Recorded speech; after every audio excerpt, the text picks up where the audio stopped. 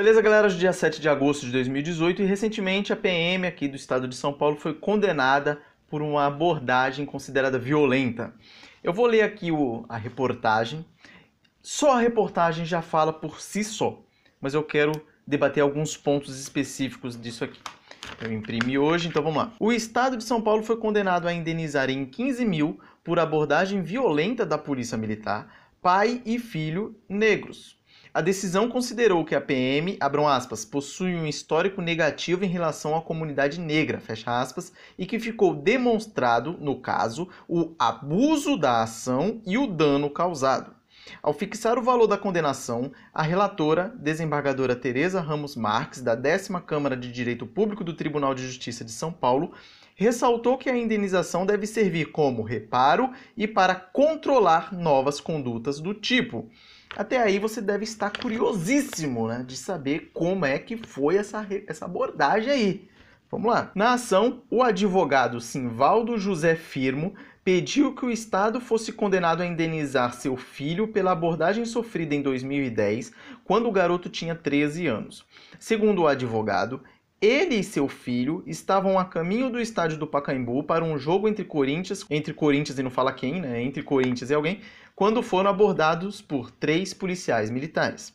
Simvaldo relata ter apresentado a carteira da OAB como forma de se defender, ou seja, ele e o filho estavam a caminho do estádio para assistir o jogo do Corinthians, não devia ter pouca gente no momento, 3 policiais foram abordá-los, e ele apresentou a carteirinha da OAB para se proteger. Ou seja, por aí você já vê que ele não é um cara lá muito simpático. Porque se você... O que ele está fazendo aqui? Interpretando isso aqui. Ele está dando a famosa carteirada. Ou seja, a polícia deve ter chegado, vai lá, encosta a mão na cabeça e tal. E falou, ó, sou advogado, porra. Sou advogado. Aqui, ó. A carteira aqui, ó, para me defender. Então foi isso que ele fez. Então vamos lá. Simvaldo relata ter apresentado a carteira da OAB como forma de se defender dos policiais que apontavam armas para eles. Então foi sendo abordado, apresentou a carteira lá. Mas isso teria irritado os agentes. Ele também foi impedido de usar o celular para chamar ajuda. Então o cara está sendo abordado. Falou, ô policial, peraí, só um minutinho, deixa eu ligar aqui que eu vou pedir ajuda. Para quem ele ia pedir essa ajuda? Para começar, você vai ver que lá no final da reportagem ele era assessor de um deputado do PT. Mas para quem que ele ia pedir ajuda? Para começar. Será que ele ia ligar pro comandante? Falou, igual o filme do Tropa de Elite lá, né? Quem é o comandante aí dessa operação aí? Então será que ele queria intimidar os policiais? E será que é uma coisa sábia de se fazer, né? Você aborda o cara, o policial está abordando o cara, ou seja, abordagem é uma situação ou é um momento de risco. Você não sabe o que o cara tem ali. Ele pode ter qualquer coisa, pode estar com uma arma, pode ser um doido, pode ser qualquer coisa. E ele fala assim, não, peraí, eu vou ligar pedindo ajuda. Ah, o cara tá de brincadeira, né? Mas você vai ver que isso ainda ensejou aqui a indenização. Foi impedido de usar o celular para chamar ajuda e ridicularizado por dizer que trabalhava como assessor do então deputado estadual José Cândido, do PT. Tiraram uma onda, segundo ele. Os PMs ainda se recusaram a informar os nomes deles, a farda tem o nome, por fim, ordenaram que deixassem o lugar. É aquela famosa frase assim, ó, abordou o cara, falou, não tá com nada? Pode ir. Tchau. Forte abraço. Circulando. Mas segundo a interpretação dele, ordenaram que ele saísse no local. Ficasse no local, pô. Duvido que se você ficasse lá, a polícia ia fazer alguma coisa. Mas detalhe, é bom até deixar isso aqui bem exemplificado.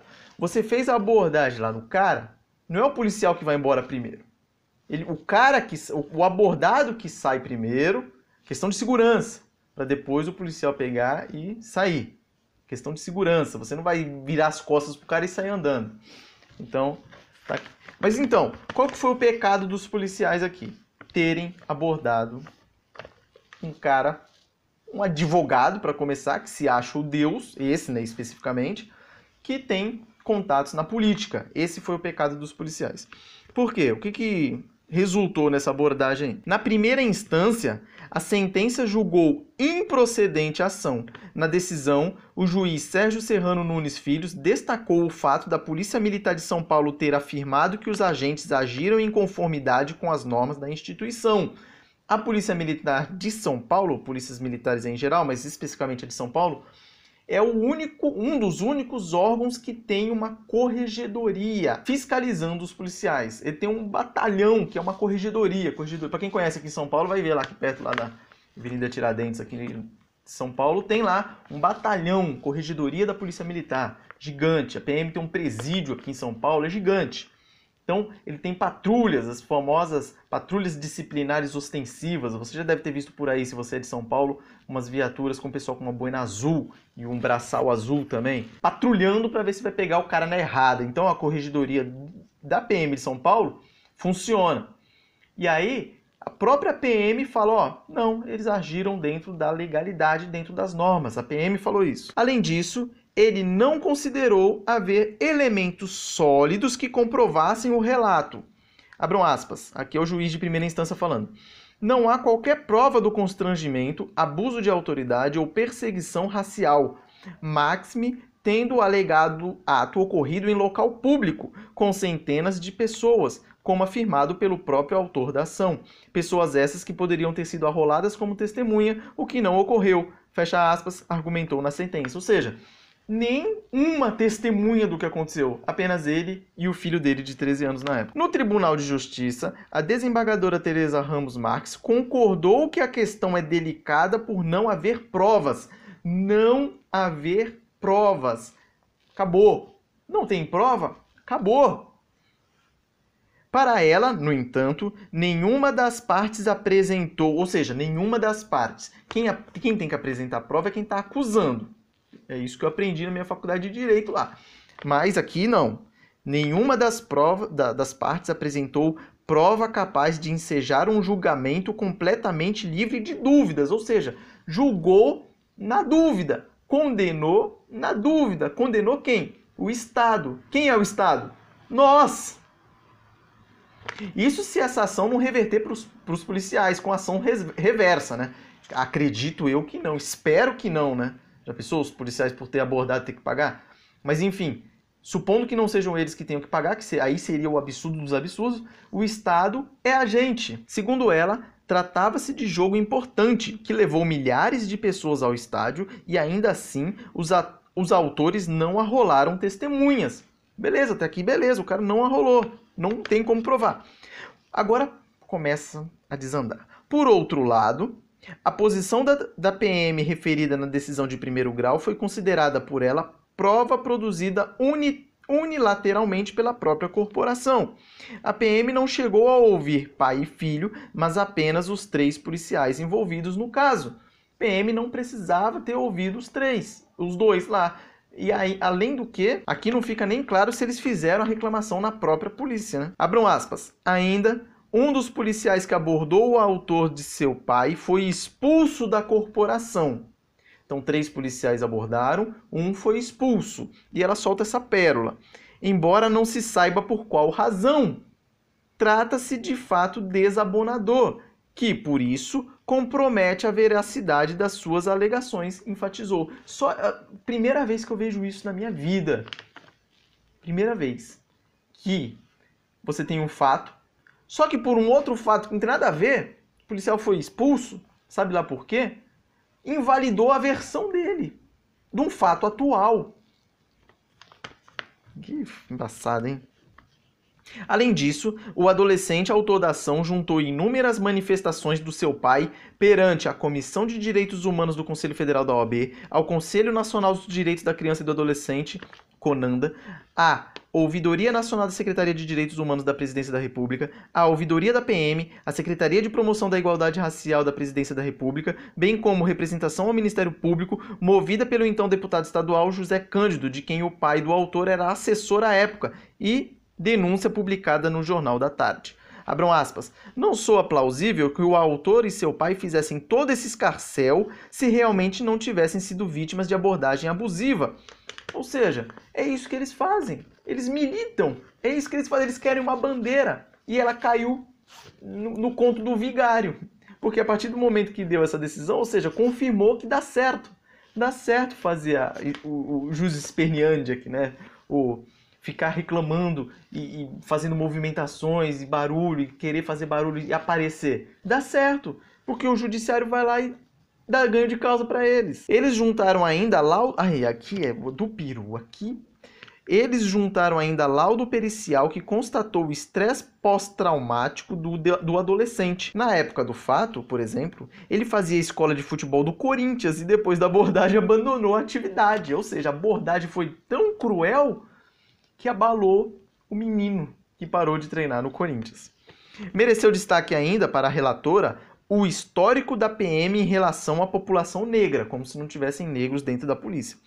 Abram aspas, não bastasse, é importante lembrar que o autor é negro e a polícia militar possui um histórico negativo à comunidade negra, como se todos os policiais militares do estado de São Paulo fossem brancos. Detalhe, esse último final de semana nós tivemos a morte lá de uma policial negra, mulher, e parece que era homossexual, parece que comentaram aí, que foi morta lá na favela do Paraisópolis, e aí, cadê os movimentos que não falaram nada? Não vi nenhum.